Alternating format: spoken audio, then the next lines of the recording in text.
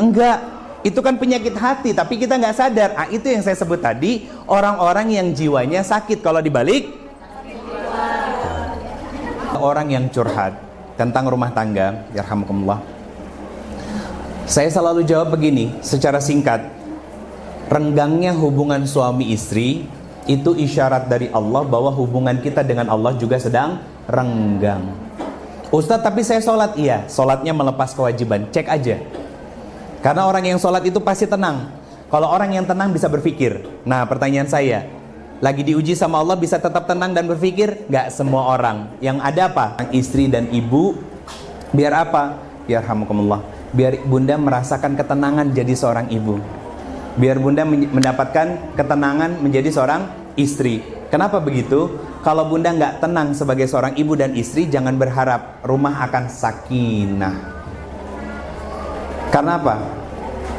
Masalah utama dalam rumah itu kadang muncul bukan hanya karena suaminya yang bermaksiat, tapi bisa jadi karena istrinya yang tidak mampu mengontrol perasaannya sehingga terpecah belah, bermusuhan, dan berakibat apa? Puncaknya adalah perceraian.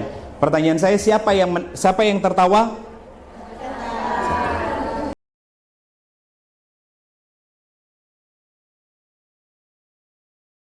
Assalamualaikum warahmatullahi wabarakatuh. Amin ya rabbal alamin. Yang saya hormati dan saya cintaikan Allah Subhanahu wa taala, Bapak Kepala Sekolah kita semuanya, Kepala Sekolah SD Fitra Insani 6. Kita doakan Bunda, semoga beliau selalu sehat afiat, dijaga Allah, diberkahi Allah, selalu mampu dan dimudahkan oleh Allah untuk mengemban setiap amanah yang pasti nggak mudah, karena harus menjadi ayah di antara puluhan bahkan ratusan anak-anak yang memang sekolah di sini. Semoga beliau selalu sehat afiat, dijaga Allah, dan paling penting Allah sakinahkan keluarga beliau sampai ke dalam surganya Allah Subhanahu wa taala. Para bunda penyelenggara dari POMG Fitrah Insani 6 yang saya mengucapkan jazakumullah khairan kasir, terima kasih banyak sudah menjadi fasilitator untuk kita sama-sama belajar. Semoga bunda semuanya selalu sehat, diberikan ketenangan hati sebagai seorang istri untuk menjalankan peran dan tugasnya yang pasti nggak mudah. Karena sebetulnya kalau kita ingin sadari, yang menjadi musuh kita tuh bukan suami, bukan pasangan, tapi diri kita sendiri. Kita harus mengontrol perasaan dan hawa nafsu kita sehingga kita bisa taat dengan sepenuh hati kepada suami kita sebagai salah satu jalan agar Allah mudahkan kita semuanya masuk ke dalam surganya Allah Subhanahu wa taala. Dan para bunda semua yang sudah hadir pada pagi hari ini, Masya Allah cuacanya enak ya bun, jedem, cocok banget. Bobo lagi. Iya ya, ini sofanya empuk lagi. Alhamdulillah bunda, terima kasih banyak sudah hadir juga, sudah berkenan untuk menyambut undangan dari bunda-bunda POMG untuk kita sama-sama belajar tentang meneladani bagaimana keluarga dari Nabi Ibrahim alaihissalam, yang kebetulan bunda temanya sama loh sama yang di Fitrah Insani 3. Dan saya baru tahu ketika posternya jadi, terus kata beliau-beliau, ya sudah Ustadz nggak apa-apa gitu kan, toh sekolahnya beda kata beliau gitu. Maksudnya lokasi sekolahnya, walaupun sama-sama di kabupaten, yang satu Kabupaten Bandung, yang satu Kabupaten Bandung Barat ya. Alhamdulillah ala kulli hal, rizki besar buat saya bisa silaturahmi ke sini ya, ke Bandung Barat lagi, karena biasanya di Al Irsyad kan ya. Saya juga kaget ketika ketemu Kang Aris, ternyata wali murid di sini juga. Ya bunda semua, saya menyambung doa semoga bunda semuanya selalu sehat afiat dan diberkahi Allah Subhanahu wa taala.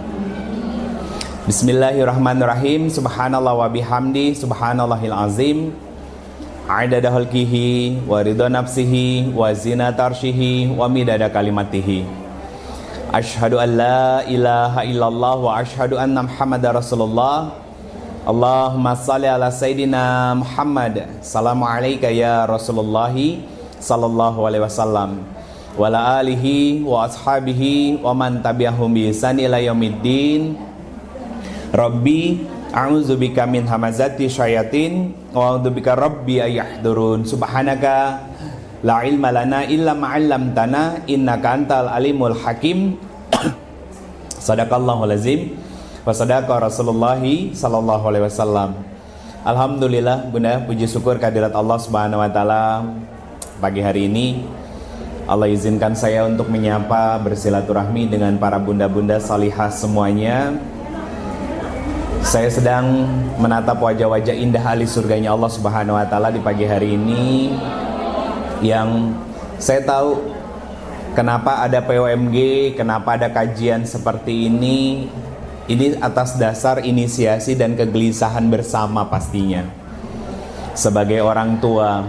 Cuman yang saya sedihkan, jadi di satu sisi saya bahagia karena banyak ibu-ibu yang mau ngaji, tapi di sisi lain saya juga sedih. Kenapa?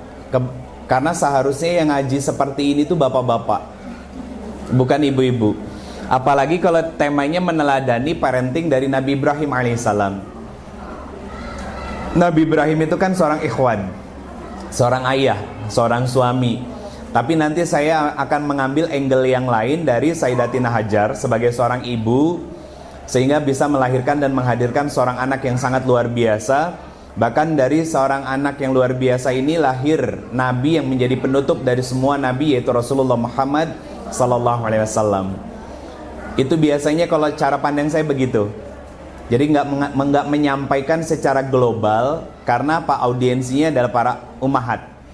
Biasanya yang saya ambil adalah sudut pandang dari wanita, bagaimana menjadi seorang ibu yang bisa kuat hati dan jiwanya untuk membesarkan anak-anaknya. Karena kita tahu Bunda, gak sedikit di Indonesia itu banyak para ibu, ya, para wanita-wanita yang menikah tapi rasa janda. Paham maksudnya? Suaminya ada tapi tiada. Takumahata.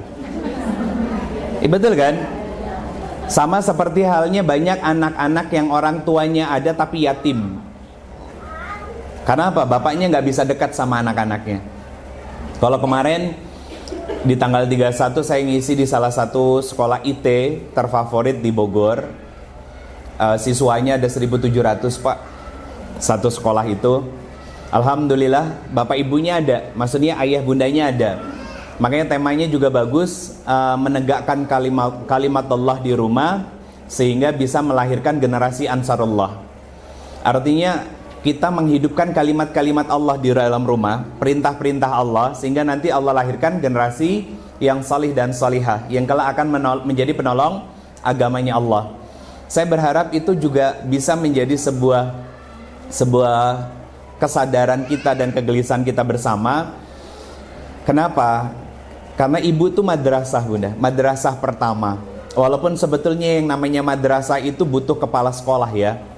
Dan kepala sekolahnya itu haruslah seorang ayah. Kenapa saya katakan tadi itu sedih? Seharusnya yang banyak duduk di majelis ilmu itu adalah para bapak-bapak.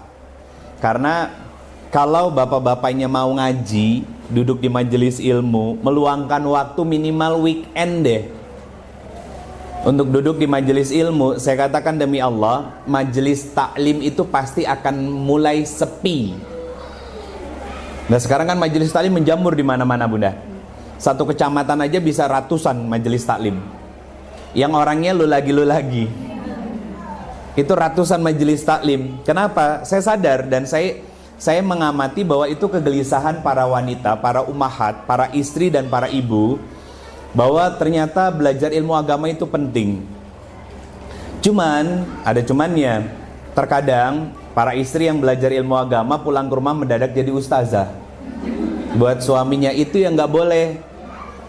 Itu yang nggak boleh. Karena apa? Karena sebagai seorang istri ketika belajar ilmu agama itu untuk diri sendiri dulu. Untuk diri sendiri dulu, diamalkan, dijalani, ya. Ada salah satu podcast saya yang alhamdulillah viral. Itu kalau nggak salah kurang lebih sekitar 2 jutaan viewersnya, 1-2 jutaan kalau nggak salah. Itu saya bilang begini, waktu itu juga pernah saya bahas di Al-Irsyad. Kalau kita berdoa kepada Allah tentang kebaikan suami kita, tapi ternyata sama Allah belum diijabah sama sekali, dan suami kita masih bermaksiat, masih melakukan kesalahan, masih bermandikan dosa setiap harinya, saya katakan yang salah bukan doanya. Bisa jadi kita sebagai seorang istri yang belum menjadi istri yang solihah di hadapan Allah, sehingga doanya baru didengar oleh Allah tapi belum diijabah. Kemudian muncul pertanyaan dari seorang netizah. Kalau netizen kan laki-laki ya bunda ya, kalau perempuan netizah namanya. Pertanyaannya begini bunda, ini Ustadz pemikirannya ngaco.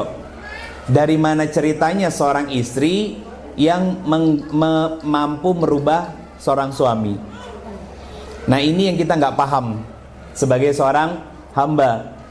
Jangan salah bunda, punten ya, seorang suami bermaksiat bisa jadi demi Allah saya katakan kita tidak menjaganya.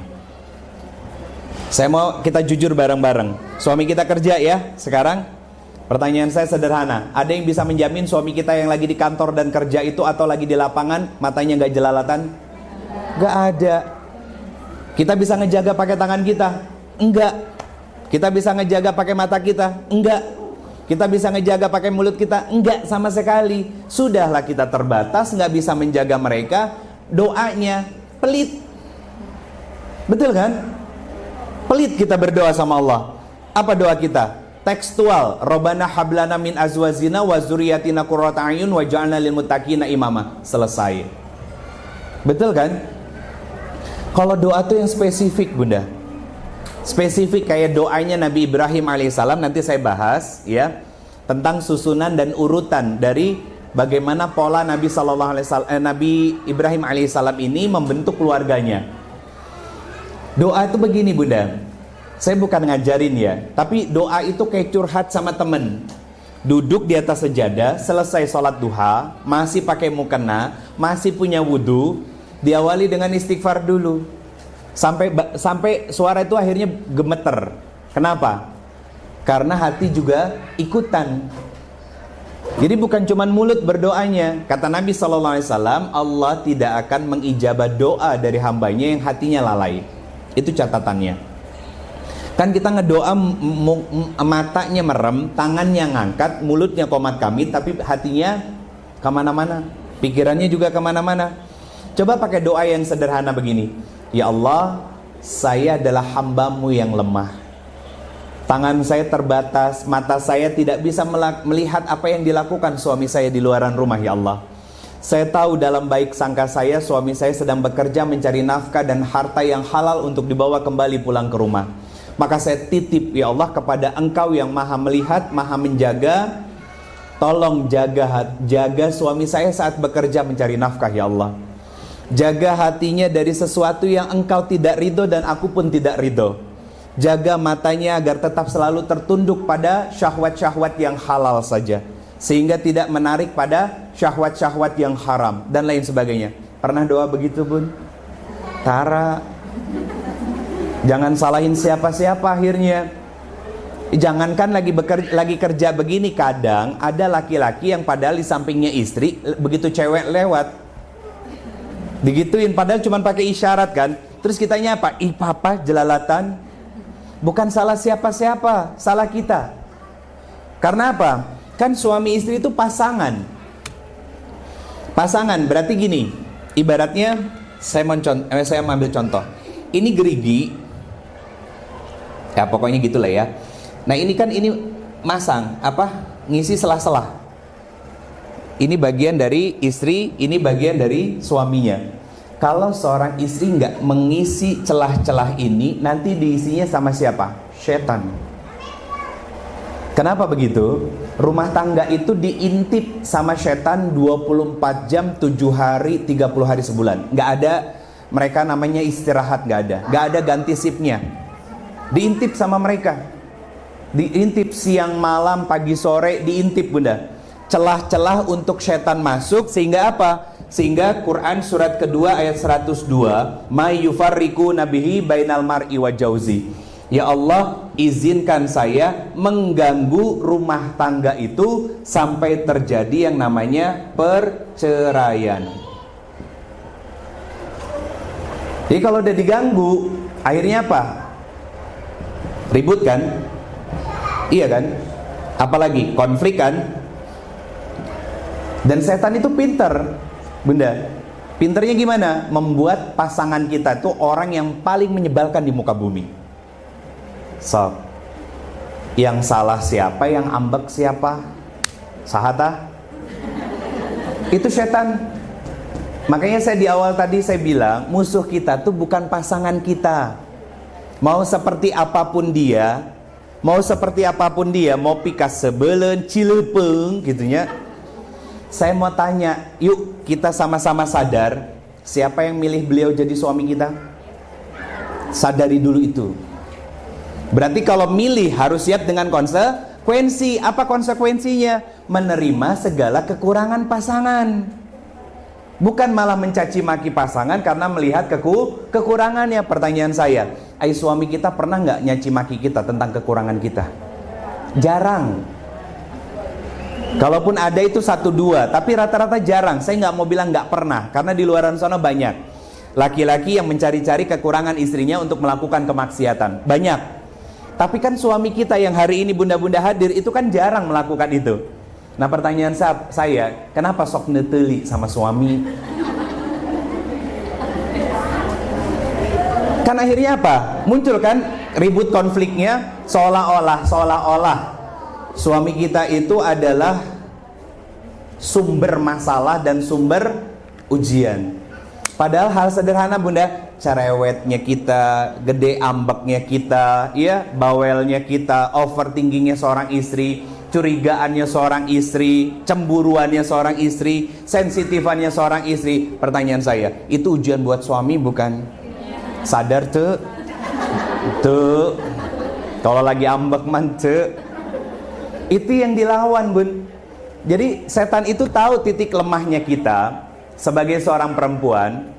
Itu kenapa ada istilah begini, ulama yang mengatakan ada istilah begini, perempuan kalau tidak disibukkan dalam belajar ilmu agama, maka dia akan ditenggelamkan ke dalam perasaannya oleh setan. Kalau sudah tenggelam dalam perasaan apa? Merasa benar. Laki-laki juga harus belajar ilmu agama. Iya. Kenapa? Kalau tidak, dia akan dituntun sama siapa? Hawa nafsunya Bunda. Hawa nafsunya liar. Dan laki-laki sama perempuan itu syahwatnya mulai muncul itu dari mana? Dari mata. Dari mata. Nah, apa maksudnya? Kalau suami istri bisa saling mengisi ruang-ruang ini, dan seorang suami puas dengan istri, istri puas dengan suami, ya, maka ini akan tertundukkan, terjaga. Ya, kalau misalkan ngelihat yang cantik-cantik normal, tapi setelah itu dia istighfar. Ibaratnya gini, dia naik kendaraan, tiba-tiba ada sesuatu yang memang dia nggak niat untuk melihat tapi kelihatan, habis itu istighfar. Beda Bunda sama yang dipelong. Dengan dalih apa? Ustadz kalau ngicep mah dosa, katanya gitu ya. Beda. Nah, apa sih pelajaran yang mau saya sampaikan? Saya fokus pada ummahat ya.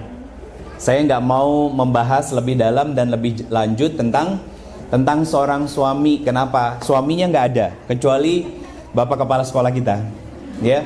Jadi kita fokus pada diri kita sebagai seorang istri, sebagai seorang ibu, bagaimana bisa menghadirkan anak-anak yang nanti akan menjadi anak-anak yang menjadi teladan di masa depannya. Saya katakan, teladan bukan hanya dalam hal karir. Yang paling penting adalah nilai-nilai akhlak. PR anak-anak beta, alpha, Gen Z, milenial itu masanya kita ya. Gen Z lah, sampai Gen Z itu 3 Bunda. Susah minta maaf, susah ngomong permisi, susah terima kasih. Ini PR. Masalahnya dari mana? Dari rumah. Karena nggak diajarin sama orang tuanya. Kalaupun diajarin hanya sebatas diajarkan, tapi orang tuanya pun tidak memberikan keteladanan. Contohnya apa? Ketika anak-anaknya dapat prestasi, cuman bilang kamu hebat, kamu keren dan lain sebagainya.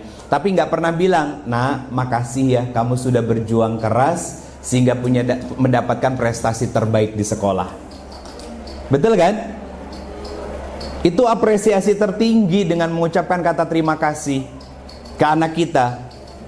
Kita cuma hanya memberikan mereka hadiah, memberikan mereka fasilitas duniawi, kemudian hanya mengeluarkan kata-kata kamu keren, kamu hebat, dan lain sebagainya, Bunda. Tapi lupa mengucapkan kata terima kasih. Karena gak sedikit begini, kebanyakan orang tua ketika menyekolahkan anak itu menitipkan anak di sekolah, Bunda. Sadar gak sadar, itu begitu. Dan itu terlihat di beberapa sekolah yang saya masukin. Ketika ada kajian-kajian gitu kan, ya memang Allah memilih orang-orang tertentu untuk hadir seperti ini. Karena pas sadar butuh. Selebihnya naon silah gitu kan. Karena kebanyakan dari kita tuh nitipin anak. Saya kasih contoh begini, Bunda. Kalau ada masalah sama anak, yuk jujur ya, jawaban yang sudah ngaji sama belum ngaji itu beda. Dan saya bisa ngerasain itu. Kalau ada masalah sama anak-anak, orang tuanya introspeksi diri dulu atau menyalahkan sekolah. Kebanyakan orang tua itu menyalahkan sekolah. Saya ngisi di salah satu sekolah di Bekasi, nama sekolahnya Sekolah IT Torik bin Ziyad. Itu level SD, SMP, SMA, playground, TK, PAUD-nya ada. Bahkan sedang diinisiasi untuk membuat kampusnya juga mereka, besar, Bunda. Ada seorang orang tua yang cerita sama gurunya. Ini guru agama yang ngobrol sama saya. Orang tuanya itu merasa anaknya itu pinter. Tapi kenapa begitu pelajaran bahasa Arab kok nilainya jelek? Padahal bahasa Arabnya cas-cis-cus. Ternyata si guru bahasa Arab ini punya jawaban kenapa ngasih nilai anak ini yang terlihat pintar itu nilainya 7, padahal 7 sudah bagus. Mungkin orang tuanya berharap nilainya 8 atau 9, ya ibaratnya mungkin nilainya cuma B tapi B minus. Harapannya Pak A. Dan ternyata guru ini punya jawaban, anak ibu di sekolah itu akhlaknya kurang. Akhlaknya kurang, terutama ketika dalam kelas di pelajaran bahasa Arab. Apa yang saya amati, mungkin karena merasa mampu dan bisa anak ini akhirnya underestimate sama ustadznya. Itu penting, Bunda. Dan itu penting banget. Itu kenapa dalam Islam itu kan adab dulu baru ilmu. Kenapa? Karena orang pintar Indonesia nggak kekurangan, Bunda. Beneran. Yang kurang itu adalah orang yang beradab, bertanggung jawab, dan jujur. Berakhlak, beradab, bertanggung jawab, dan jujur. Itu yang kurang di Indonesia. Dan saya berharap sekolah Fitrah Insani yang ada di Bandung ini, dari yang 1 sampai yang 7, itu betul-betul menumbuhkan fitrah insan dalam mendidik dan membesarkan anak-anak kita. Karena namanya sudah sesuai itu. Pertanyaan saya, apa fitrah pertama anak-anak kita? Iman. Ini fitrah. Fitrah manusia yang pertama itu iman. Dalilnya Quran surat ke-7 ayat 172. Kapan obrolan ini terjadi? Di dalam kandungan seorang ibu. Kata Allah Subhanahu wa taala, "Alastu birabbikum." Jadi bayi usia 4 bulan itu diajak ngobrol, Bunda, sama Allah, "Alastu birabbikum." Bukankah aku adalah Rabbmu? Apa jawab bayi itu? Qalu bala syahidna. Dia punya iman sebagai seorang muslim walaupun masih di dalam kandungan ibunya. Ini fitrah awal. Bagaimana tugas orang tua dan sekolah mendidik dan membesarkan fitrah iman dari seseorang? Sering-sering ngajak anak untuk tadabbur Quran. Sering-sering. Sore hari senja, warna langitnya oranye. Tahu istilah dalam bahasa Arabnya apa? Dalam bahasa Qur'annya apa? Syafaq. Disebutnya syafaq gitu, Bunda. Siapa yang menghadirkan syafaq itu? Allah. Nah, Allah itu yang mempergilirkan hari yang siang menjadi malam, malam menjadi siang, dari terang menjadi gelap, dari gelap menjadi terang.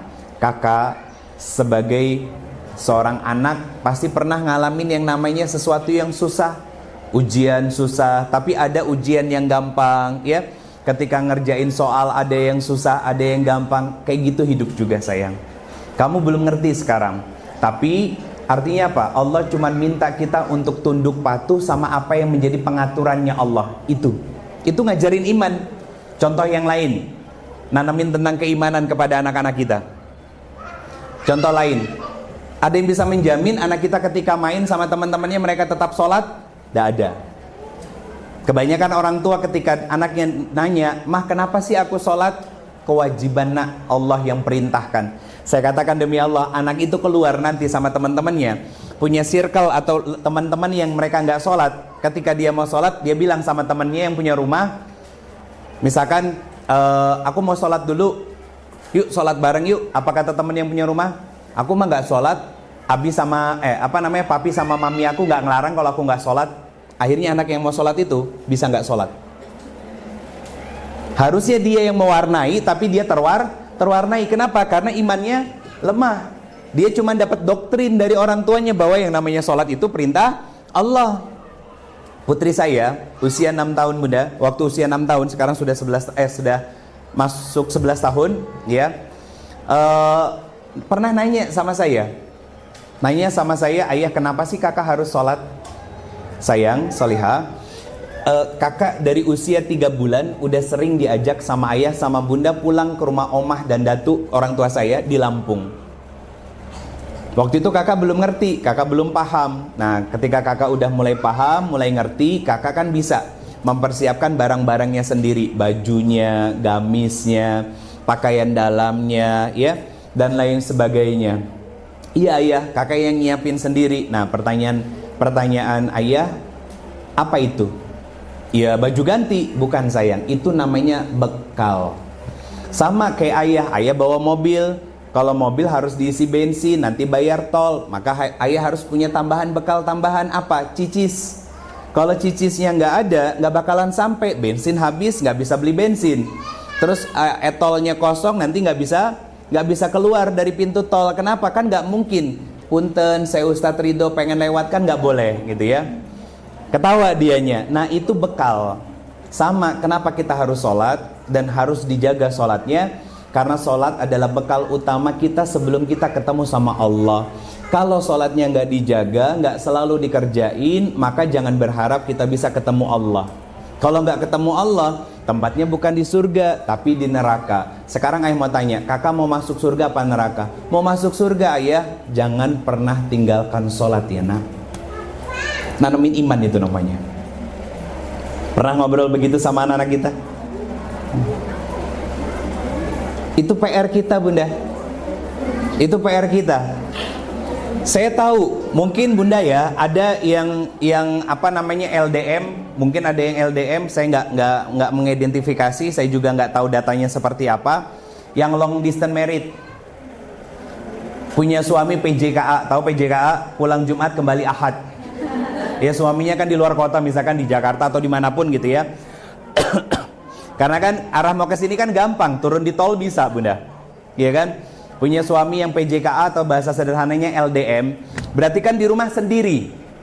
Jangan ngerasa sendiri bunda, karena yang sendiri betul-betul sendiri membesarkan anak itu ada. Sedangkan bunda, suami hanya bekerja jauh, ya, dan di Sabtu Ahad masih bisa ketemu. Ada seorang ibu, bukan seorang, beberapa. Contoh ibu dari Imam Syafi'i, single parent, itu betulan single parent.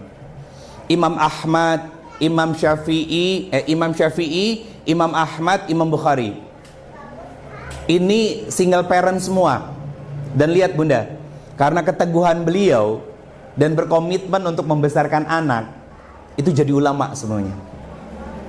Bahkan dari 3 nama ini saya lupa antara Imam Bukhari atau Imam Syafi'i. Kalau nggak salah Imam Syafi'i. Beliau pamit sama ibunya untuk belajar di salah satu negeri.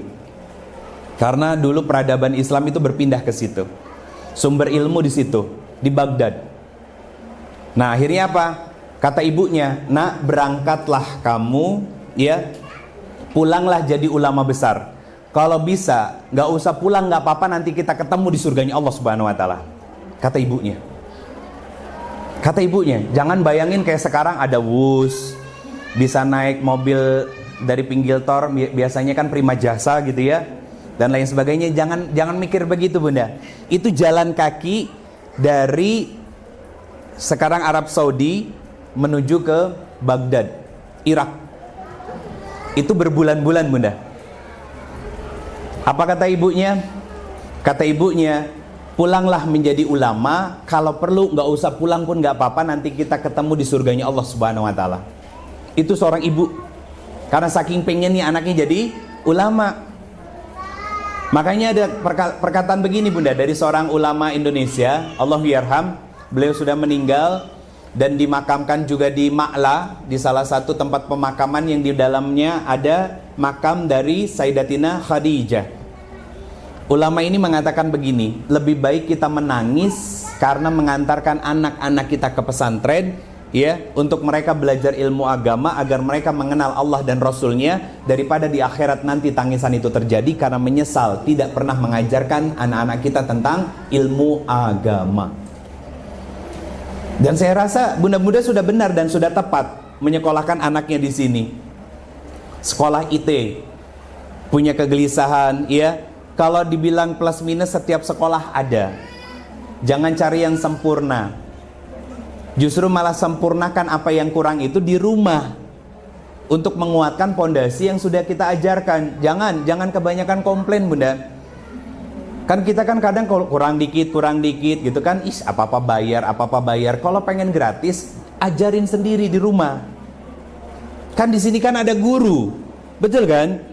Ada guru yang harus digaji, ada listrik yang harus dibayar, ya kan? Ada bangunan yang harus di maintenance dan lain sebagainya. Kalau bayarannya masih standar, itu normal, bagus. Saya masuk ke sekolahan, pernah saya masuk, itu terjadi di tahun 2020 apa 2019, saya lupa. Saat itu saya masuk ke sekolah itu, Bunda, uang pangkalnya 65 juta.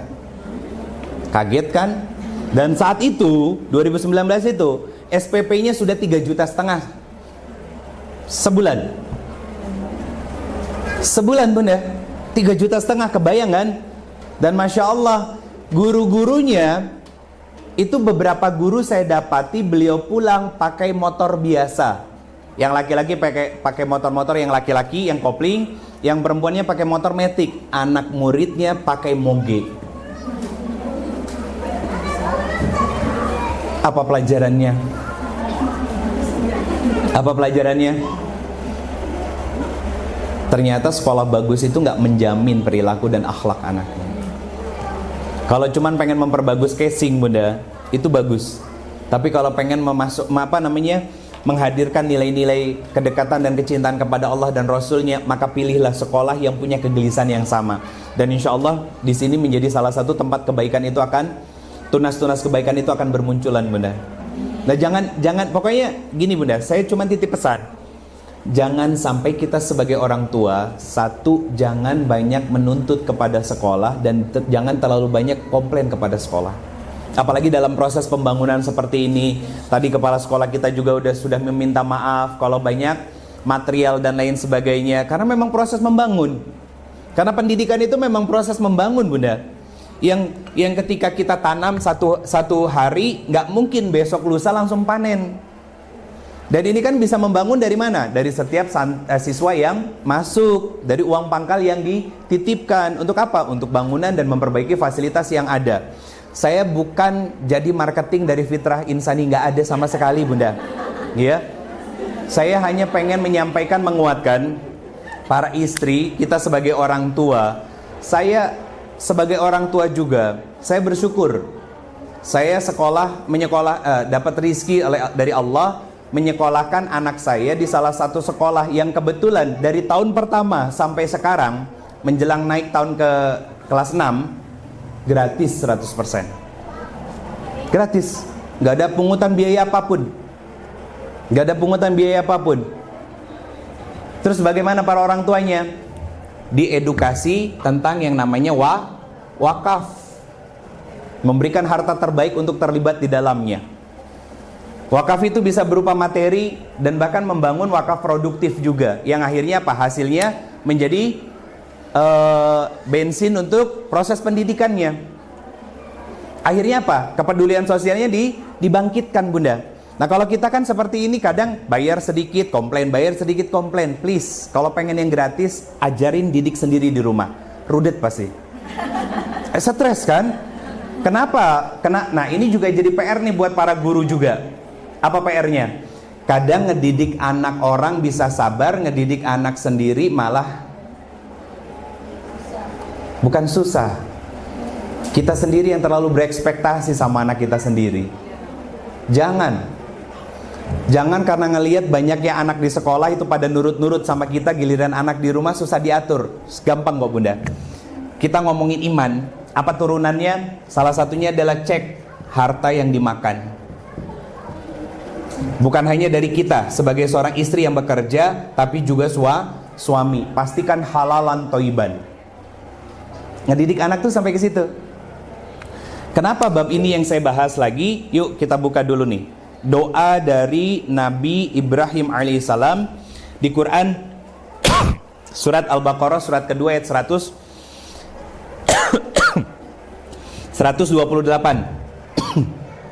Quran surat kedua ayat 128.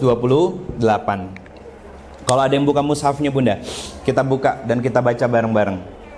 Saya baca terjemahannya aja biar sedikit lebih cepat. Apa kata Nabi Ibrahim alaihissalam berdoa kepada Allah?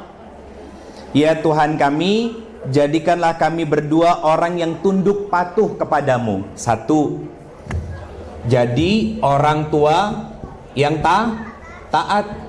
Berarti orang tua kalau taat apa? Jadi role model, jadi teladan di dalam rumah. Kemudian apa lagi? Dan jadikanlah di antara anak cucu kami umat yang tunduk dan patuh kepadamu. Apa doa keduanya? Punya anak-anak yang soleh dan soleha. Kemudian apa lagi? Dan tunjukkanlah kepada kami cara-cara ibadah kami. Apa yang kita minta sama Allah?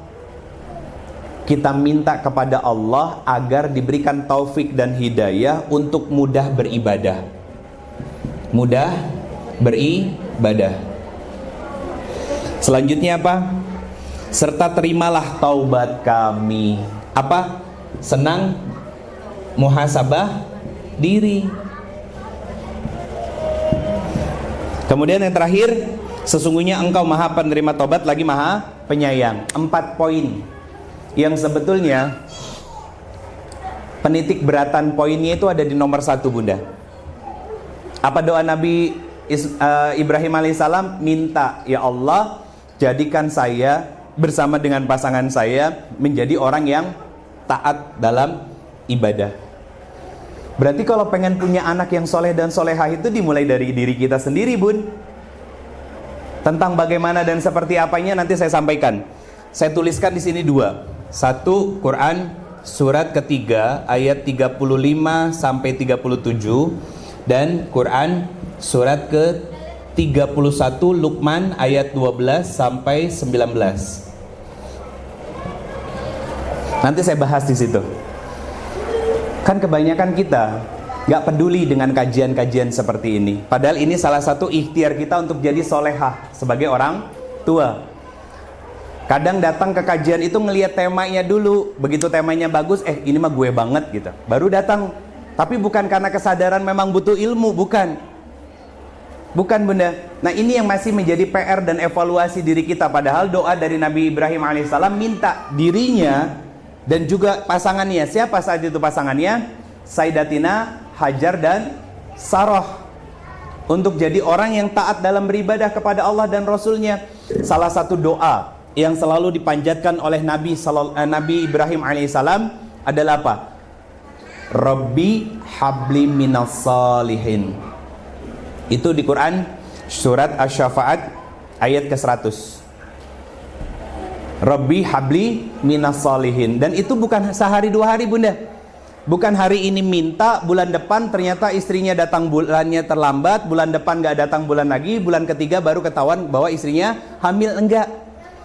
Nabi Ibrahim itu berdoa begitu bertahun-tahun, sampai akhirnya usia mereka sudah sepuh bunda. Mirip seperti kisahnya Nabi Zakaria alaihi salam. Nah pertanyaan saya, apakah ketika Nabi Ibrahim alaihissalam dan Siti Sarah minta sama Allah pengen punya anak yang soleh dan soleha, apakah berdoanya hanya sekali, dua kali? Enggak. Ribuan hari sudah dilalui sama mereka bunda. Dan Allah memberikan anaknya justru malah bukan dari Siti Sarah dulu, tapi Siti Sarah menikahkan Nabi Ibrahim dengan Siti Hajar. Akhirnya Pak, lahirlah Ismail kecil. Begitu Ismail kecil lahir, baru Siti Sarah punya anak namanya Ishak. Makanya Nabi Ishak alaihissalam itu adalah adik dari Nabi Ismail. Dan itu bukan sehari dua hari, tapi puluhan tahun sudah dilewati oleh mereka. Menurut riwayat, usia Nabi Ibrahim alaihissalam punya anak itu hampir di usia 100 tahun. Hampir di usia 100 tahun bunda. Nah, apa pelajarannya? Lihat, selama bertahun-tahun, puluhan tahun mereka berdoa dengan doa yang sama dan gak pernah capek bunda. Dan ternyata ini juga diamini dan dilakukan juga sama Nabi Zakaria alaihissalam. Nabi Zakaria alaihissalam menurut riwayat baru punya anak di usia sekitar 80-an tahun. Lihat bunda, di surat Maryam, Nabi Zakaria itu pernah bilang sama Allah, ya Allah, tubuh saya sudah semakin melemah dan rambut saya sudah semakin memutih, tapi saya tidak pernah kecewa saat berdoa kepadamu. Tidak pernah kecewa, berarti bukan baru sekali dua kali bunda, tapi sudah puluhan tahun doa itu dilakukan oleh kedua orang nabi ini untuk punya keturunan. Pelajarannya apa? Gini bunda, kalau pengen punya anak-anak yang solih dan solihah, maka harus dibarter. Dengan apa? Ketaatan kepada Allah. Harus dibarter. Karena nggak ada ceritanya, ya, air yang jernih itu pasti akan menghasilkan air yang jernih lagi. Maksudnya gini, di hulu kalau airnya jernih, kemungkinan besar kalau dijaga sampai bawah gini bunda, aliran sungai. Ini hulu. Kalau dari sini-sininya dibersihin dari sampah-sampah sampai hilirnya, itu kemungkinan bersihnya masih 98%. Tapi kalau dari hulunya, itu orang tuanya taat, kemudian ibu dan bapaknya dekat sama Allah, tapi dalam prosesnya nggak dibersihin, apa? Harta. Nggak dipastikan hartanya halalan thayyiban, maka jangan berharap di hilirnya anaknya jadi soleh dan solehah. Apa maksudnya? Maka penting menjaga kesadaran orang tua untuk taat kepada Allah dan menunaikan apa yang jadi hak-haknya Allah. Itu disebut dengan iman. Itu iman. Jadi kalau misalkan kita berekspektasi anak-anak kita yang lucu-lucu di usia 5 tahun ke bawah masih lucu-lucu, giliran 5 tahun ke atas sudah mulai nyebelin dan lain sebagainya, tapi kita nggak sabar sama mereka, yang salah bukan anaknya, tapi orang tuanya. Ada seorang ulama bilang begini bunda, namanya Imam Hasan Al-Basri. Beliau bilang,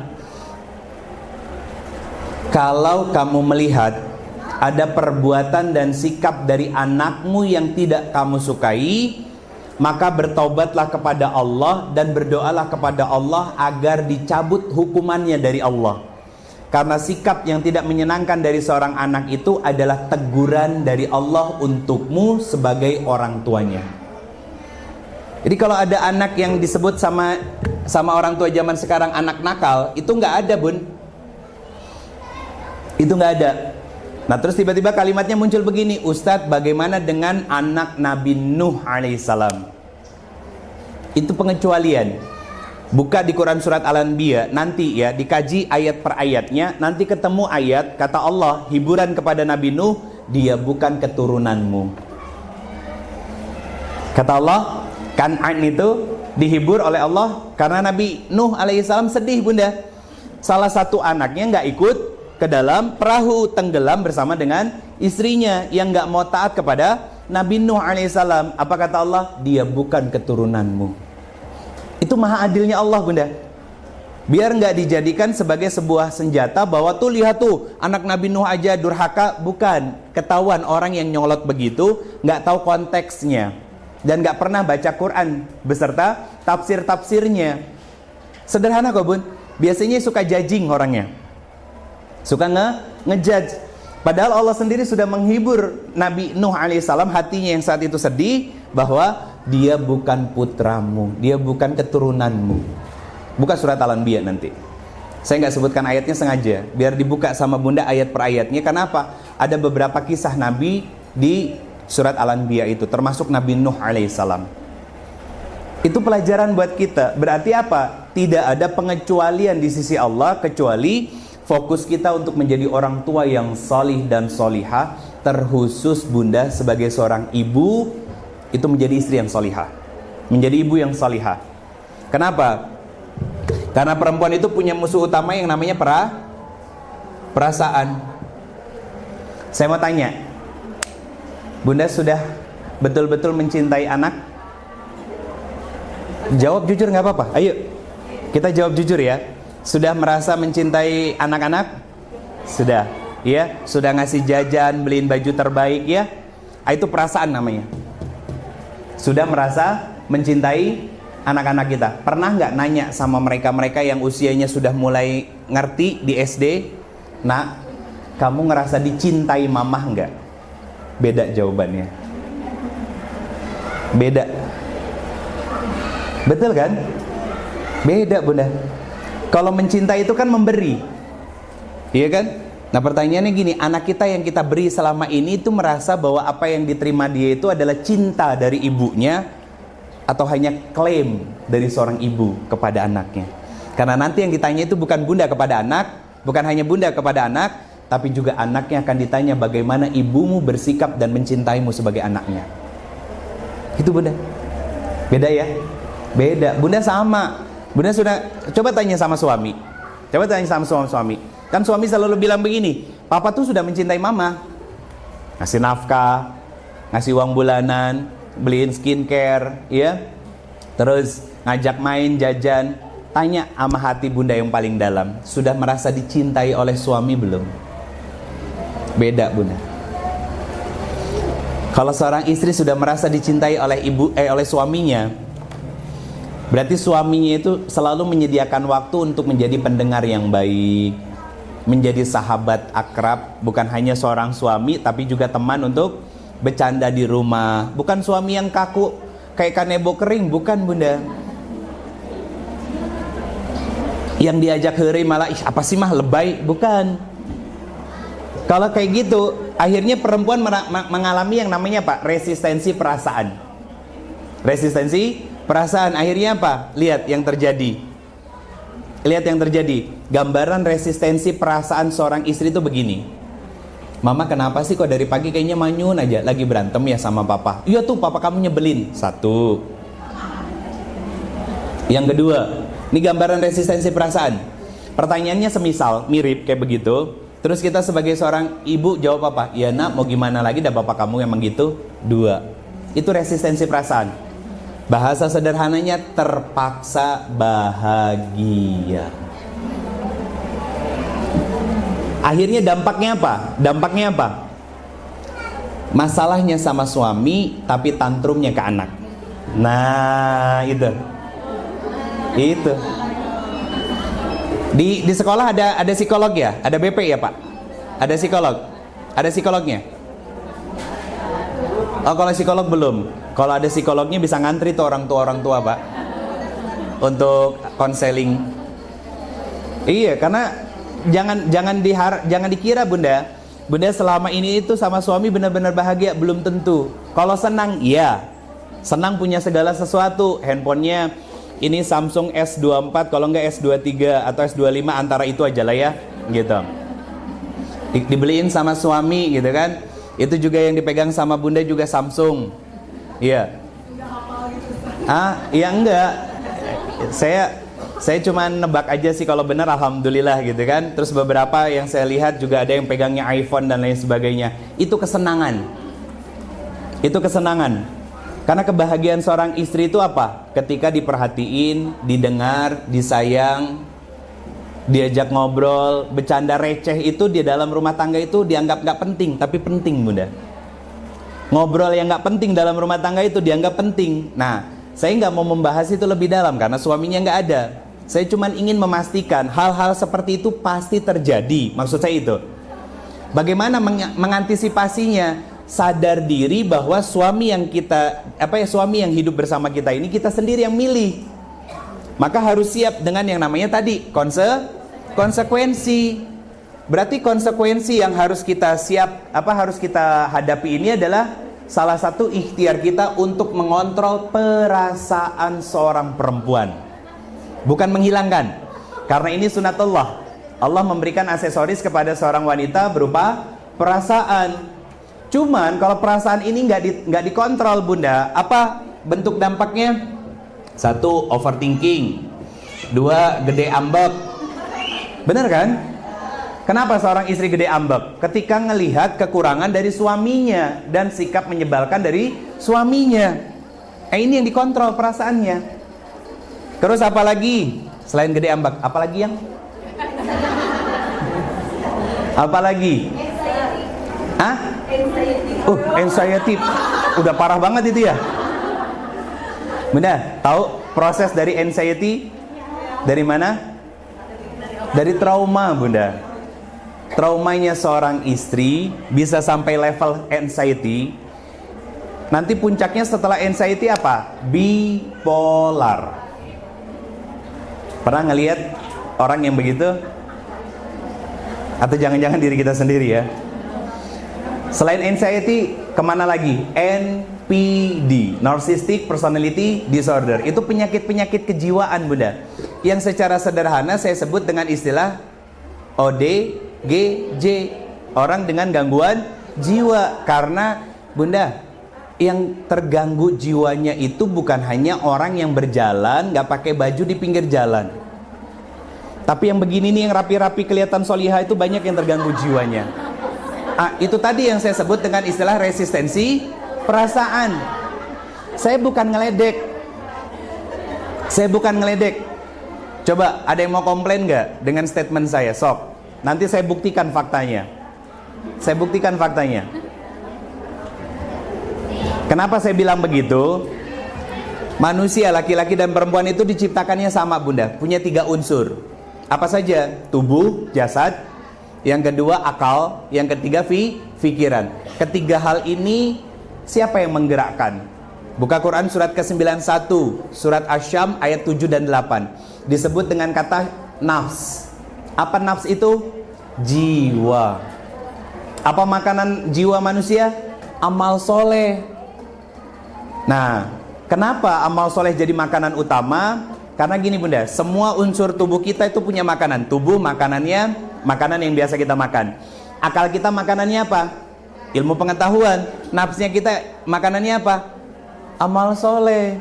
Makin berkualitas amal solehnya, makin bahagia jiwanya. Tapi kalau hanya sebatas melepas kewajiban doang, maka jiwanya nggak bahagia. Contohnya apa? Overthinking, baperan, gede ambek, ya. Nah, itu bentuk dari gambaran orang yang terganggu jiwanya atau jiwanya sakit. Bahasa sederhana jiwanya sakit apa? Kalau dibalik, sakit jiwa. Cuman banyak dari kita yang nggak sadar. Saya bukan pakai teori-teori yang ngarang, bukan. Saya ada dalilnya bunda. 2 yang barusan saya sebutkan. Quran surat 15 ayat 28 dan 29 dan Quran surat ke-91 ayat ke-7 dan 8. Dikuatkan dengan amal soleh yang berkualitas bagaimana? Quran surat ke-29 Al-Ankabut ayat 45. Innas salata tanha anil fahsya'i wal munkar. Ovite, baperan, anxiety, gede ambek, itu kan kemaksiatan sebetulnya. Kenapa itu terjadi? Banyak yang sholat tapi cuma melepas kewajiban doang. Itu maksudnya. Sehingga nggak menyehatkan jiwanya. Ngelihat tetangganya renovasi rumah, ya rahmukumullah, renovasi rumah belum selesai, sudah punya mobil baru, ngomong sama suaminya, apa kata suaminya? Paling juga nyicil mah. Itu kan problem bunda. Jadi saya mau mengatakan begini bunda, Dalam Islam, apapun masalahnya, solusinya sama. Solusinya sama. Apa kata Allah? Wa may yattaqillah yaj'alhu makhraja wa yarzuqhu min haitsu la yahtasib. Apapun masalahnya, masalah dengan diri kita sendiri, masalah dengan orang tua, masalah dengan pasangan, anak-anak jadi ujian, sama. Harta, materi, ditipu orang dan lain sebagainya, sama solusinya. Apa? Membangun hubungan yang baik dengan Allah. Berarti ibadahnya berkualitas atau tidak? Berkualitas. Kalau ibadahnya sudah berkualitas, maka menyehatkan jiwanya dan dia mampu mengontrol perasaannya untuk tidak judging kepada orang lain. Pernah lihat orang tua kita yang di kampung, Bunda? Lihat ketika ternyata batas tanahnya diserobot orang, kita yang marah, ya, kita pengen nuntut, apa kata orang tua kita? Keun bae. Padahal punten pisan. Bisa jadi menutup auratnya belum sempurna seperti bunda-bunda. Kemana-mana masih pakai sarung, pakai kemben, pakai kebaya, ya, yang jilbabnya cuma dicangkolin doang, yang dada sama lehernya kebuka. Apa yang bikin mereka beda sama kita? Mereka kalau sholat sungguh-sungguh, perhatiin aja. Lihat, kalau kita udah ngaji kemana-mana, gitu kan, yang kadang ilmunya itu ditulis di story status sambil mention suami, pah dangukeun. Kalau orang tua kita belajar ilmu agama itu untuk beliau sendiri, walaupun maaf ya, bisa jadi surat Al-Fatihah aja nggak selesai hafalnya. Tapi lihat, mereka sungguh-sungguh ibadah sholat doang, Bunda. Lihat, makanan mereka juga sederhana kan, cuman kulub daun sampe, betul ya? Apalagi sambal, asin, kayak gitu-gitu kan? Tapi lihat, badan mereka sehat kan? Sehat terus, Bunda. Usianya mereka panjang-panjang dan gak sedikit giginya yang masih utuh. Yang muda-muda begini ada yang sudah tanggal giginya, kalah sama nenek kita. Kalau yang usia begini kan sudah macam-macam. Begitu bangun dari duduk, udah gitu kan?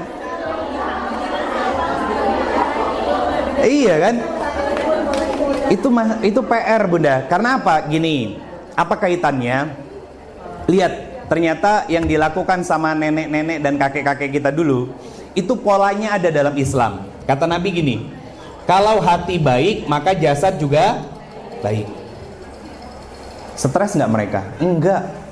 Punten, rumahnya mereka kadang itu cuma tanah doang, bawahnya, ya. Samping kanan kirinya masih pakai, saya nyebutnya dulu geribik, bilik, ya, anyaman dari bambu, betul kan?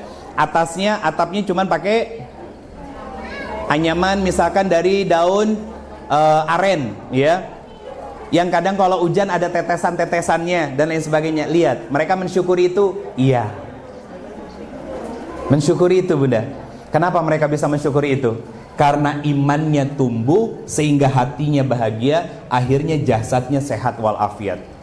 Tapi ketika ibadah yang dia lakukan tidak menumbuhkan iman, hatinya sakit, lihat, dia seperti zombie. Betul, karena jiwanya sakit. Lihat, sifatnya apa? Iri, dengki, hasad, penyakit hati muncul, Bunda. Saya mau tanya, orang dendam itu tidurnya nyenyak nggak? Orang yang iri sama orang yang punya dengki sama orang, makannya enak nggak? Jasadnya pelan-pelan dia bunuh tanpa dia sadar, hanya karena masalah sepele. Misalkan gini, masalah sepele itu apa? Kita mungkin selama ini berbuat baik kepada dia, tapi ketika ada satu kegiatan kita nggak diajak, cuman masalah begitu tapi ambek. Sob, tidurnya nyenyak nggak? Kak, makannya enak nggak? Enggak. Itu kan penyakit hati, tapi kita nggak sadar. Itu yang saya sebut tadi, orang-orang yang jiwanya sakit. Kalau dibalik, seandainya Bunda datang ke konselor, saya yakin rumah sakit jiwa di Bandung penuh sama orang-orang yang kelihatan sehat. Itu iman. Itu kenapa mintanya Nabi Ibrahim alaihissalam adalah minta jadi orang yang taat. Kenapa jadi orang yang taat? Karena ketaatan itu akan membawa kita pada ketakwaan. Ketakwaan. Apa maksudnya? Korelasi ayat ini saya tulis di sini ya, Bunda, ya, dengan Quran surat ke-25 ayat 74. Ini doa kita kan?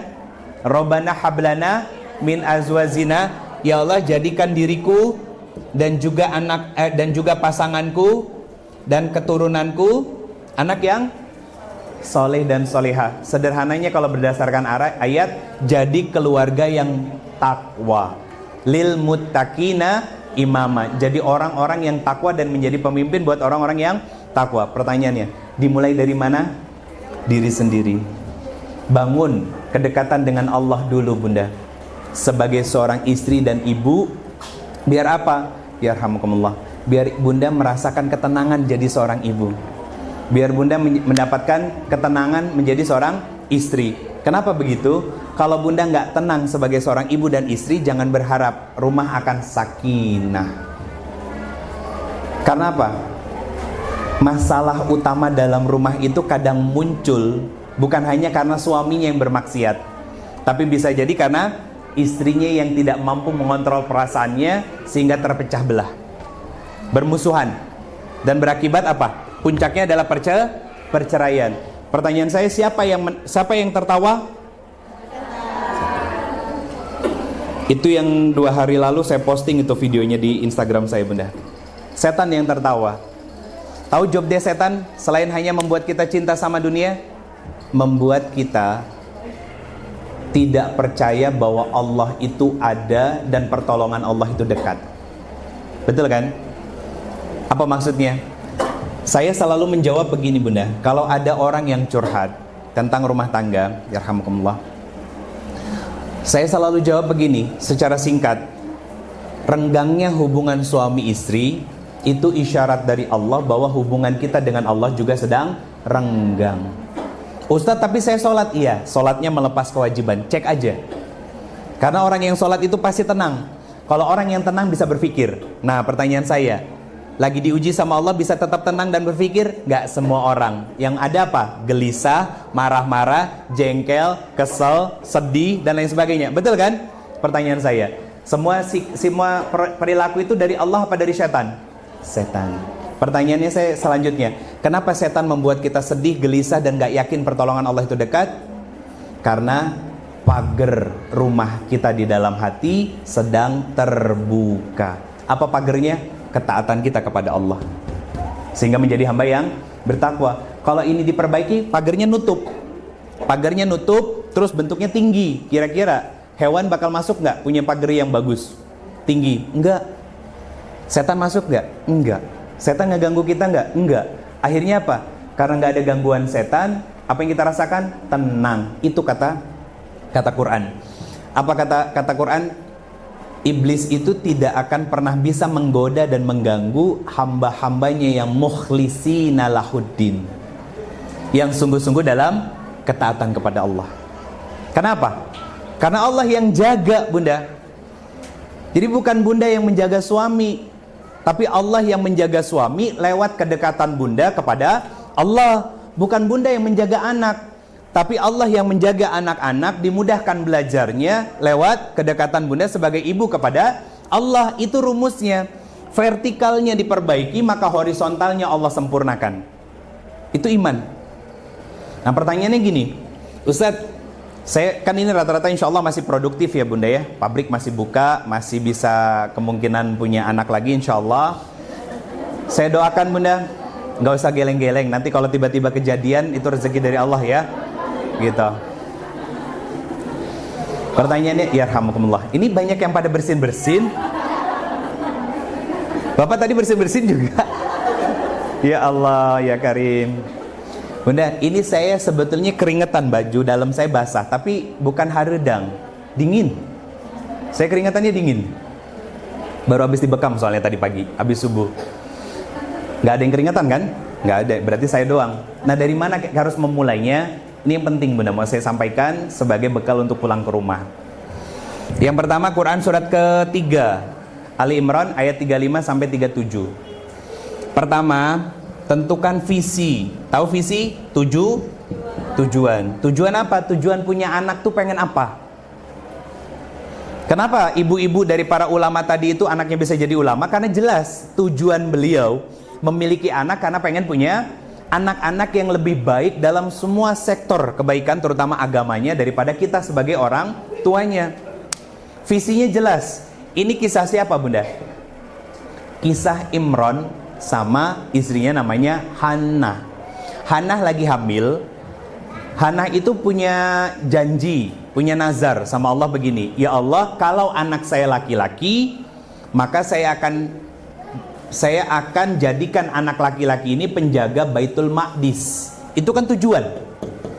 Pertanyaan saya, apakah orang-orang yang biasa yang bakal menjadi penjaga Baitul Maqdis? Bukan, orang soleh, orang yang dekat sama Allah. Karena Baitul Maqdis itu kan Masjidil Aqsa salah satunya, tempat ibadah kita kaum muslimin. Bukan orang yang sembarangan. Berarti kan visinya jelas, mimpinya besar, Bunda. Pengen jadi orang yang soleh yang nanti bisa menjadi penjaga Baitul Maqdis. Itu tujuan namanya, punya anak. Ternyata anaknya lahir perempuan. Anaknya perempuan. Apakah gagal tujuannya? Enggak. Walaisa zakaru kal unsa. Kata Allah, laki-laki dan perempuan itu berbeda. Kalau anaknya laki-laki mungkin akan menjadi penjaga Baitul Maqdis, tapi ternyata Allah punya takdir yang berbeda. Allah lahirkan anak perempuan, dan ternyata dari anak perempuan itulah lahir laki-laki yang kemudian menjadi seorang nabi. Siapa? Nabi Isa alaihissalam. Siapa anak perempuan itu? Maryam binti Imran. Tujuannya jelas, Bun. Kita sekarang nih ya, bisa jadi belum hafal juz 30. Ya, belum hafal. Kalaupun lagi ngafal, belum selesai.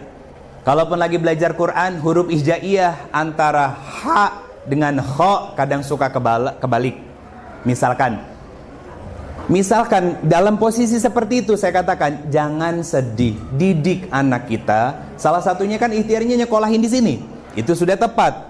Apakah nanti anak kita akan jadi ulama? Belum tentu. Tapi kalau anak kita soleh dan kita solehah sebagai orang tua, maka tidak menutup kemungkinan cucu cicit kita akan jadi seorang ulama. Itu juga kalau kitanya soleh solehah. Sekarang saya tanya, Bunda, Imran itu nabi bukan? Bukan. Dia keluarga muslim, orang soli yang ada kekerabatan juga dengan Nabi Zakaria alaihissalam. Imran itu masih saudaraan sama Zakaria alaihissalam. Jadi dekat dengan Allah, karena Nabi Zakaria adalah seorang nabi, dekat dengan Allah. Berarti kan ini keluarga yang taat kepada Allah. Lahir anak perempuan, sedih nggak? Nggak sedih, Bunda. Karena apa? Takdir Allah selalu baik. Takdir Allah selalu baik. Saya sampai detik ini masih punya doa yang saya langitkan ke Allah. Apa? Pengen punya anak laki-laki. Pengen punya anak laki-laki, Bunda. Nah, minta doanya, Bunda, semoga Allah berikan nanti di suatu hari nanti gitu. Nah, kenapa pengen punya anak laki-laki? Biar besok lusa kalau saya meninggal ada yang jadi imam buat nyolatin saya. Itu doang. Simpel kan? Sok, anak laki-laki di rumah yang sudah remaja, kalau ada yang punya anak remaja, Bunda, yang sudah SD-nya selesai masuk SMP, Bunda besok lusa meninggal, kira-kira bisa nggak jadi imam sholat jenazah kita? Itu PR-nya. Sederhana loh, simple. Kalau ternyata kita belum bisa, Bunda ngapain di belakang, Bun? Dikirain mau ngasih surat buat saya, Ustadz sekian menit lagi gitu. Kalau ternyata belum bisa, hal sepele begitu, berarti masih gagal sebagai orang tua. Masih gagal sebagai orang tua. Nah, kalau keluarga Imran itu nggak tanggung-tanggung, Bunda, menjadi penjaga. Mungkin kalau zaman sekarang gini, ya Allah, saya pengen punya anak, kalau anak laki-laki pengen menjadi penjaga 2 Masjidil Haram, Masjid Nabawi, Masjidil Haram, 2 masjid suci. Levelnya, lihat, Syekh Sudais, ecek-ecek, bukan. Beliau hafal Quran dari sejak kecil, usia 10 sampai 12 tahun kalau nggak salah. Hafalannya mutkin.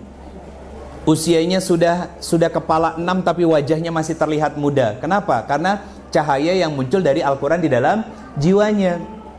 Orang tuanya orang soleh? Iya, orang soleh. Apakah Nabi dan Rasul? Tidak ada lagi Nabi dan Rasul setelah Rasulullah SAW. Tapi beliau-beliau itu menjalankan apa yang menjadi legacy. Apa legacy itu ya? Warisan dari Nabi Ibrahim alaihissalam. Bagaimana caranya? Menjadi orang tua yang taat dulu kepada Allah. Sehingga ketika sudah taat kepada Allah, sama-sama kompak, punya visi yang sama, tujuannya akhirnya jelas. Anaknya bukan hanya sekedar menjadi arsitek, menjadi insinyur, menjadi dokter dan lain sebagainya, tapi dokter yang hafal Quran keren, bisnismen yang hafal Quran keren, arsitek yang hafal Quran istimewa. Karena kalau cuma jadi dokter, bunda, dokter sekarang nggak kurang-kurang di Indonesia, yang muslim banyak, yang kafir banyak. Berarti kan nggak ada privilege, standar berarti kan. Apalagi jadi insinyur banyak, yang mau jujur banyak, yang tukang nipu juga ada, gitu kan. Tapi kan nggak ada istimewanya di hadapan Allah. Tapi kalau dia jadi dokter punya hafalan Quran, bahkan dengan hafalan Qurannya dia bisa masuk kampus-kampus dengan grade yang tertinggi, misalkan di UGM bisa pakai hafalan Quran, di UI bisa pakai jalur tahfiz Quran, atau dia seorang jenderal misalkan masuk dalam TNI, masuk dalam kepolisian dengan jalur hafalan Quran, istimewa bunda. Tinggal dijaga hafalan Qurannya dalam proses belajar, pendidikan, dan menjadi seorang pejabat nantinya. Dan itu nggak mudah. Kenapa? Al-Quran menjaga dia. Karena dia menjaga Al-Quran, akhirnya apa? Tidak korupsi, jadi pemimpin amanah, ya. Nggak modal karena keterkenalan atau karena hal yang lainnya, enggak. Karena dia punya potensi bunda. Nah itu visi namanya. Saya tanya sama putri saya, namanya Aisyah, kakak pengen jadi apa sayang? Kakak pengen kayak ayah, pengen jadi ustazah, kata dia. Kalau kakak pengen jadi ustazah, berarti kakak harus kuliahnya di Timur Tengah. Nggak mau, kakak pengen setiap hari ketemu ayah sama bunda. Iya nggak bisa gitu. Saya bilang gitu, sayang, kalau kakak benar-benar sungguh-sungguh belajar untuk jadi orang yang besar, kakak bisa. Kalau bukan kakak, nanti anak kakak. Saya bilang gitu. Nah tiba-tiba dia nanya, suatu ketika nanya, ayah Al-Azhar itu jauh nggak? Kaget kan saya. Kakak tahu dari siapa? Ustazah cerita-cerita tentang Al-Azhar. Tentang Al-Azhar. Al-Azhar di Mesir. Al-Azhar itu salah satu kampus tertua di dunia. Kampus Islam salah satu yang tertua di dunia, kata saya bilang. Dan di situ banyak orang-orang dari Indonesia yang belajar ilmu agama, nanti pulang ke Indonesia jadi ustadz dan ustazah. Kakak mau ke situ ayah, kata dia. Padahal sebelumnya ketika ngomongin tentang kampus di Timur Tengah nggak mau, tapi ternyata obrolan berikutnya udah beda lagi. Itu visi bunda, itu visi dalam melahirkan generasi seperti Nabi Ibrahim alaihissalam melahirkan anak-anak yang salih dan salihah. Apa visi dari Nabi Ibrahim? Rabbi habli minas salihin. Ya Allah, saya pengen punya anak yang salih dan salihah. Lihat, Nabi Ibrahim sama istrinya orang yang taat atau tidak? Taat. Jadi diawali dari membangun ketaatan dengan Allah, perbaiki visinya, baru poin kedua bunda. Cari guru terbaik. Insya Allah di Fitra Insani guru-gurunya sudah punya standarnya masing-masing bunda. Itu penting. Siapa yang menjadi guru di sini dalam cerita ayat ini? Maryam dititipkan kepada Nabi Zakaria alaihissalam. Kenapa bukan ayahnya yang mendidik? Karena Imran sudah meninggal. Karena Hannah nggak punya kemampuan untuk mendidik anaknya secara langsung, artinya terbatas sebagai seorang ibu, dia titipkan anaknya kepada kerabat terdekatnya, yaitu Nabi Zakaria alaihissalam yang jelas orang solih, dekat dengan Allah. Gitu bunda. Seperti yang dilakukan sama ibu tiga ulama ini. Imam Syafi'i kecil itu bunda, dan bahkan Imam Ahmad itu subuh-subuh gelap itu sudah dibangunin, dimandiin, disuapin makanan, digendong, diantar ke masjid untuk apa? Talaki Quran sama talaki hadis sama syekh-syekh. Ibunya yang nganterin. Persis kan kayak sekarang. Iya, daftar ulang ibu, antar jemput anak ibu, ngambil rapot anak ibu, iya, kajian ibu. Anak yang bermasalah ibunya juga yang diomelin, ya. Masya Allah, pahalanya banyak bunda. Kalau ikhlas, nggak sambil ngedumel, nggak sambil ngomel, itu pahalanya banyak. Kalau ikhlas, itu ada term and conditionnya ya. Bukan saya matahin, tapi mengingatkan hati kita untuk selalu mengingat niat-niatnya kita. Yang ketiga, lingkungan. Lingkungannya harus baik. Apa pelajaran dari surat Ali Imran ayat 35 sampai 37 ini tentang lingkungan, Bunda?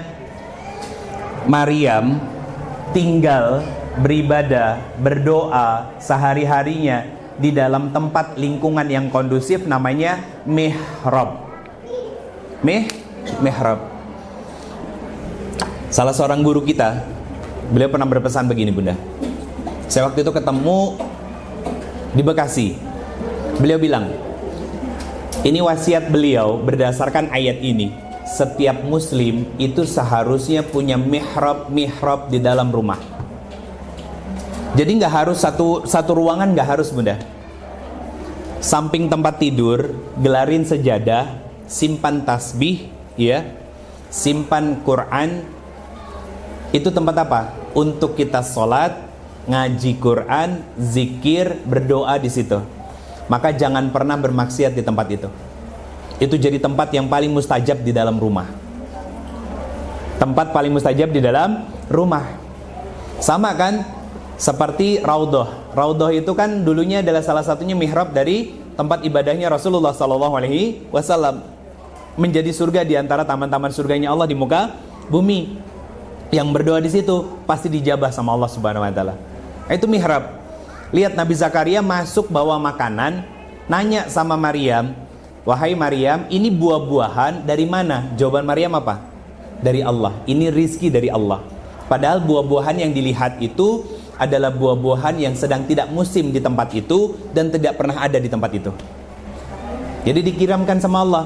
Apa pelajarannya, Bunda? Kalau kita punya lingkungan yang baik, maka tidak akan menutup kemungkinan anak-anak kita akan menjadi bukan hanya baik, tapi istimewa. Apa bedanya? Nih contoh sederhana istimewa tuh begini, Bunda. Apa bedanya cantik sama istimewa? Apa bedanya cantik sama istimewa? Cantik fisik, istimewa apa? Oh, keseluruhan. Kalau cantik fisik berarti bukan keseluruhan juga? Oh iya juga kan? Nah itu baru kan? Oh iya juga ya. Ayo, apa bedanya cantik sama istimewa? Apa, Bunda? Oh, kalau istimewa banyak plusnya, kalau cantik banyak minusnya. Kalau cantik? Oh, oke, ada lagi. Apa bedanya cantik sama istimewa? Gini, Bunda, kan keluar rumah ini touch up. Cantik, iya. Tapi kalau touch upnya hanya untuk suami, itu istimewa. Paham maksudnya? Kalau cantik itu semua orang bisa lihat. Tapi kalau istimewa, hanya orang-orang tertentu yang bisa melihat dan menikmatinya. Siapa? Suami. Iya kan? Bunda pakai parfum, bisa jadi mahal. Nitip sama teman yang lagi umroh, karena lagi viral gitu ya. Apa namanya, parfum-parfum dari Saudi. Kan gak semua orang punya, Bunda. Kalau parfum yang beli di Indonesia kan pasaran, ketahuan ini mereknya ini, mereknya ini, mereknya ini kan. Nah makanya saya jarang ngebeliin parfum lokal. Saya biasanya beliin parfum buat istri saya kalau lagi umroh, Bunda. Nah, itu kalau dipakai keluar rumah, cantik. Bunda, perawatan itu cantik. Tapi kalau perawatan, hasil perawatan itu untuk suami, itu istimewa. Sama anak juga. Sekolah itu banyak, anak jadi pintar, iya. Tapi apa yang membuat fitrah insani unggul? Itu yang membuat anak jadi istimewa dan berbeda dari sekolah-sekolah yang lain. Itu maksudnya. Jadi kalau benar memilihkan lingkungan, bukan hanya sekolah, bukan hanya guru, tapi juga tempat tinggal, itu membuat anak kita menjadi istimewa. Terakhir, Bunda, ini juga warisan dari Nabi Ibrahim alaihissalam tentang parenting, mendidik anak seperti apa dan bagaimana. Apa yang harus diajarkan kepada anak-anak kita? Surat Luqman, surat ke-31 ayat 12 sampai 19. Ada 3. 1, ajarkan akidah yang benar. Apa maksud akidah? Kenalkan Allah sebagai Tuhannya. Kenapa Bunda harus belajar ilmu agama? Biar bisa membahasakan dengan bahasa cinta sama anak-anak kita. Seperti saya tadi menjelaskan tentang sholat.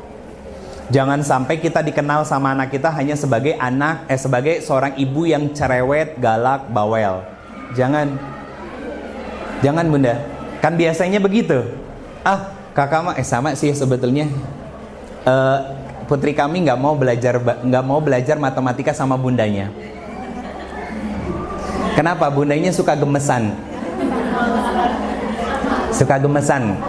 Mama iya. Tapi hebatnya seorang ibu, mau secerewet sebawel apapun, ketika ada masalah sama anak yang dicari ibunya. Kenapa? Karena seorang ibu punya rahim. Itulah kasih sayang dan ketulusan seorang ibu. Cuman jangan membenarkan kesalahan diri dengan kalimat mama cerewet, mama galak, mama bawel itu karena sayang. Saya tahu itu doktrin dari orang tua ibunya bunda semuanya. Ya, jangan pakai doktrin itu. Dan jangan menormalisasi. Alhamdulillah istri saya enggak kok. Sekarang kalau putri kami sedih bunda, saya bagi tugas sama istri saya. Kalau lagi sedih, lagi ada yang mengganggu, kebetulan alhamdulillah putri kami sudah haid bunda. Alhamdulillah. Dari 3 bulan yang lalu ya sayang ya, 2 bulan yang lalu sudah haid. Teman-teman sekelasnya itu belum. Putri kami sudah. Nah yang turun tangan bundanya, ngasih tahu apa itu haid ya, dan lain sebagainya. Nah ketika ada yang ngeganggu perasaannya, yang maju dulu itu bundanya, ngajak ngobrol. Ngajak ngobrol apa? Bahasa cinta seorang ibu sama anak bunda. Untuk apa? Ya bahasanya gini, kakak boleh kok nangis, kakak boleh marah kalau memang kakak marah sama orang lain. Selesai nangis, ya jangan ditahan sayang nangisnya, keluarin aja nggak apa-apa. Kan nggak menutup kemungkinan bunda yang namanya di sekolah atau lingkungan tempat main ada yang namanya body shaming dan bullying, betul? Itu pasti terjadi. Biarin anak kita tuh mengeluarkan emosinya, jangan malah di stop. Apa sih nangis mulu, lebay jadi anak? Jangan. Itu akan menjadi sumbatan dalam hati dia untuk dia tidak bisa mengidentifikasi dan mengenali perasaannya. Bunda tahu sink, tempat nyuci piring, kalau tersumbat tapi airnya ngocor terus, jernih apa kotor airnya, itu nanti jadi hati anak kita. Itu jadi hati anak kita. Selesai rilis emosinya sama bundanya, tugas saya melengkapi. Apa? Saya peluk, saya bisikin, Solihah sayang, maafin ayah kalau ayah ada salah ya. Kalaupun yang salah teman kakak, mungkin ayah juga ada salahnya sama kakak. Itu cara seorang ayah untuk menetralisir perasaan dari seorang anak laki-laki dan perempuan. Sama bunda, bapak itu tugasnya menetralisir emosi yang ada dalam hati anak kita, laki-laki ataupun perempuan. Kalau laki-laki dan perempuan, kenapa harus dinetralisir perasaannya oleh bapaknya? Biar muncul kepercayaan dirinya dan tidak jadi anak-anak yang kuulen. Iya kan? Tahu kan yang kuulen? Yang diem gitu, kayak ayam kena hujan bunda. Kan kasihan, padahal dia punya prestasi bunda, punya potensi anak kita. Nah itu adalah bagian dari ikhtiar kita menanamkan akidah, iman kepada anak kita, mengajarkan siapa Allah, mengenalkan siapa Allah. Yang kedua, ajarkan apa? Ibadah. Ini poin pertama. Poin kedua nggak akan bisa dilakukan sama kita sebagai orang tua kalau kita sebagai orang tua bukan orang tua yang taat kepada Allah. Kenapa sih kita sholat? Ya sholat nak, mama juga dari kecil disuruh sholat karena suruh taat sama Allah. Itu nggak menjawab, abstrak buat dia. Abstrak bunda. Itu kenapa seorang ibu tuh harus pintar ngomong bukan ngomel, pintar menjelaskan bukan sekedar dengan emosi, tapi menjelaskan kenapa dan kenapa. Bunda, saya mau nyampaikan gini. Saya tutup sebelum terakhir, saya tutup dengan sederhana begini. Ibu itu memang harus dekat dengan anak-anak, tapi seharusnya yang lebih dekat kepada anak itu seorang ayah. Kenapa?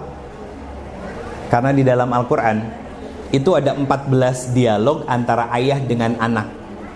14. Siapa saja? Nabi Ibrahim dengan Ismail, Luqman dengan putranya, iya kan? Kemudian Zakaria juga dengan Maryam. Itu juga obrolan seorang laki-laki kepada anak perempuan. Kemudian siapa lagi? Yakub dengan putra-putranya, termasuk Nabi Yusuf alaihissalam. Artinya yang mengajarkan hal-hal seperti ini tuh harus diawali oleh seorang ayah. Nanti saya tutup dengan kalimat sederhana deh ya. Yang terakhir, ajarkan akhlak. Jadi bunda, 3 poin ini, tanamkan iman, ajarkan ibadah yang benar, tularkan akhlak yang baik, itu keteladanan. Bunda nggak akan bisa menularkan kebaikan-kebaikan ini kalau belum taat sungguh-sungguh kepada Allah dan jadi orang tua teladan dalam rumah. Ustadz kan ngomong suami yang mengajarkan anak. Kalau ternyata suami dengan segala keterbatasannya, Ustadz, apa yang harus saya lakukan? Fokus memperbaiki diri, jadilah solihah agar doanya didengar Allah dan dimudahkan untuk membesarkan anak-anak. Saya katakan begini, terakhir saya katakan, kenapa Ismail begitu mencintai bapaknya? Pernah terfikirkan nggak? Karena ternyata bunda, ada peran besar seorang ibu di balik solehnya seorang Ismail kecil. Saya mau tanya, Nabi Ibrahim sama Nabi Ismail ketemu setiap hari nggak? Nggak. Karena Nabi Ibrahim alaihissalam harus kembali ke Mekah dan juga Syam, Palestina. Dan itu perjalanannya bukan sehari 2 hari bunda, tapi berbulan-bulan. Lihat, Indonesia itu bukan hanya sekadar fatherless, kehilangan sosok ayah, bukan, tapi juga motherless. Bagaimana sikap motherless itu? Ketika kita sebagai seorang istri nggak bisa mengontrol perasaan kita, tanpa sadar biasanya ngejelek-jelekin bapaknya anak kita di depan anak kita. Sadar gak sadar itu dilakuin. Kayak contoh kalimatnya tadi, apa? Iya tuh bapak kamu nyebelin. Itu dianggap sebagai hal yang normal. Padahal sadar gak sadar, saat itu kita sedang menjelek-jelekan bapaknya si anak ini yang merupakan suami kita kepada anak kita. Secara gak sadar kita ngajarin anak kita membenci, ya. Itu gak boleh. Karena itu tidak dilakukan oleh Hajar. Kan gak setiap hari ketemu. Tapi apa yang ditanamkan sama Hajar kepada Ismail kecil? Tentang keistimewaan bapaknya, tentang ketaatan bapaknya, tentang perjuangan seorang Nabi Ibrahim alaihissalam, sehingga anaknya itu betul-betul kagum dan mengidolakan bapaknya. Itu legacy penutup yang saya sampaikan kepada para bunda semuanya. Bagaimana keluarga Ibrahim itu bisa tumbuh menjadi keluarga yang salih dan solihah, bukan hanya mencintai Allah, tapi mereka juga dicintai oleh Allah Subhanahu wa Ta'ala.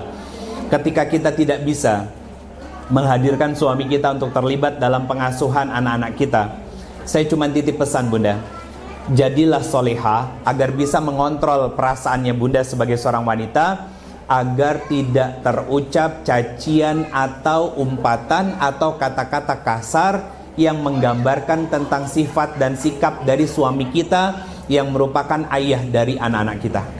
Jangan. Ceritakan tentang kebaikan suami kita. Paling sederhana gini deh,